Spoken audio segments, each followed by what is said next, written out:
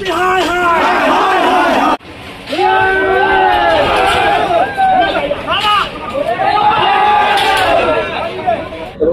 চাওক, আজি প্ৰায় 8-9 দিন হৈ গ'ল, তাৰ পাছতো কোনো একো একশ্যন এতিয়ালৈকে হোৱা নাই। আজি SK পেট্ৰ'কেমিকেল যোনটো কোম্পানীয়ে এই কণ্ট্ৰেক্টটো পাইছে, এটা প্ৰাইভেট কোম্পানীয়ে পাইছিলে, আপোনালোকে জানে। এই প্ৰাইভেট কোম্পানীয়ে কেনেকুৱা পালে?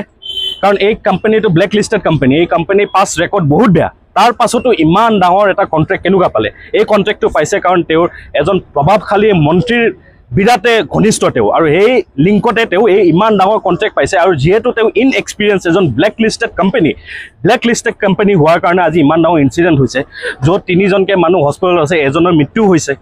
আৰু আজিলে কোনো একো একশ্যন এতিয়ালৈকে হোৱা নাই। এই পেট্ৰ'কেমিকেল মালিকক এতিয়ালৈকে এৰেষ্ট কিয় কৰা নাই?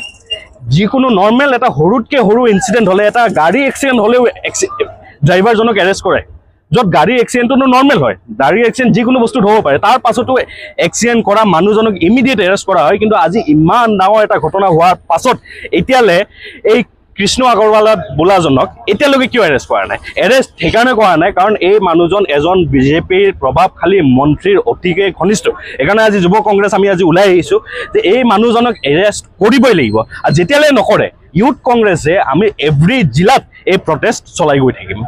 যেহেতু আপোনালোকে বিভিন্ন ঠাইত বিভিন্ন দলসমূহে প্ৰতিবাদ কৰিছে, এই ক্ষেত্ৰত কালি যিটো SK পেট্ৰ' কোম্পানী আছিলে, কোম্পানী যিখিনি কৰ্মচাৰী আছে 1200 কৰ্মচাৰীয়ে কালি প্ৰতিবাদী কাৰ্যসূচী গ্ৰহণ কৰিছে। যিহেতু তেওঁলোকে অভিযোগ উত্থাপন কৰিছে যে দল সংগঠনখিনিয়ে কোম্পানীটো ব্ৰেণ্ড কৰিব, কিন্তু আমাৰ কথা কোনে চিন্তা কৰিব? এই ক্ষেত্ৰত কি ক'ব?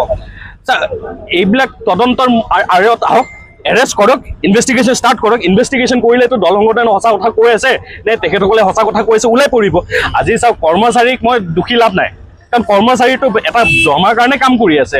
ইয়াতে মেইন মানুহজনে হ'ল এই মালিকজন কৃষ্ণ আগৰৱালা বোলাজন। এই কৃষ্ণ আগৰৱালা বোলাজনক যোনদিনা এৰেষ্ট কৰিব, গোটেই কথা জল পটপট হৈ পৰিব।